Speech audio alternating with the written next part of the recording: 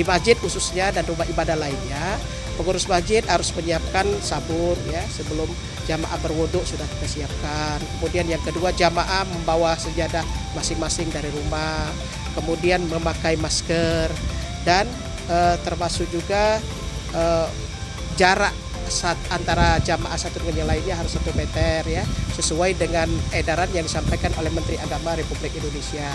Jadi artinya bahwa pemerintah Kota Palembang dengan menindaklanjuti apa yang dimintakan oleh pemerintah pusat, bahwa kegiatan keagamaan kita akan laksanakan seperti biasa dengan catatan harus melaksanakan protokol kesehatan. Untuk kajian dan PABI, Pak? Ya, pengajian dan PABI juga ya silakan, tidak apa-apa. Ya, pengajian dan PABI, tetapi dalam skala yang terbatas ya, tidak kerumunan, tidak tabligh akbar itu. Nanti dulu lah tabligh akbar kita selesaikan sampai tanggal 16, tapi pengajian rutin, kumpul ya dengan protokol kesehatan. Ya silakan saja. Tetap ada jarak itu Pak ya? Ya, tetap ada jarak ya 1 meter ya. Pak, ini juga berlaku untuk agama-agama yang lain? Ya, agama lain juga, termasuk juga kebaktian di gereja, kemudian sholat sembahyangnya di pura ya dan lain sebagainya itu.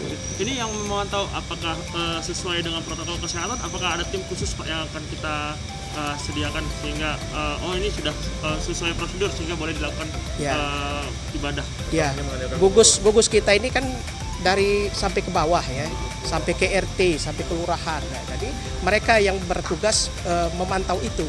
Jadi jangan mengandalkan pemerintah kota, wali kota saja yang memantau, gugus kota saja, karena tugas ini adalah tugas kita bersama ya, kemanusiaan ini adalah tugas kita bersama. Pak, ini pengawasan juga kepada misalnya jemaat yang dari daerah lain? Ya, begitu juga dari daerah lain. Kalau ada jamaah yang mau melaksanakan ibadah yang tidak kita kenal untuk sementara waktu, ya kita bukannya melarang ya, tetapi untuk pindah dulu sholat ibadah tempat lain ya, karena kita tidak tahu kan jamaah yang datang itu, apalagi mereka jauh, datang dari jauh, jadi anggap saja mereka musafir. Kalau musafir kan bisa mengkodok sholatnya, tidak mesti harus sholat tepat waktu, itu kan rusuhnya kan ada.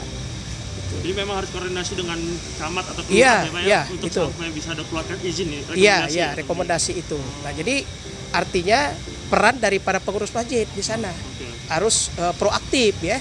Jadi jangan kandalkan lurah atau camat saja, terlalu proaktif bahwa kami akan melaksanakan, melapor kan.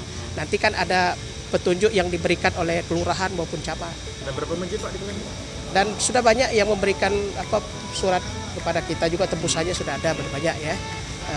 Insya Allah setelah edaran itu kita berlakukan hari ini, ya sudah banyak akan melaksanakan izin ya, minta rekomendasi dari lurah dan camat.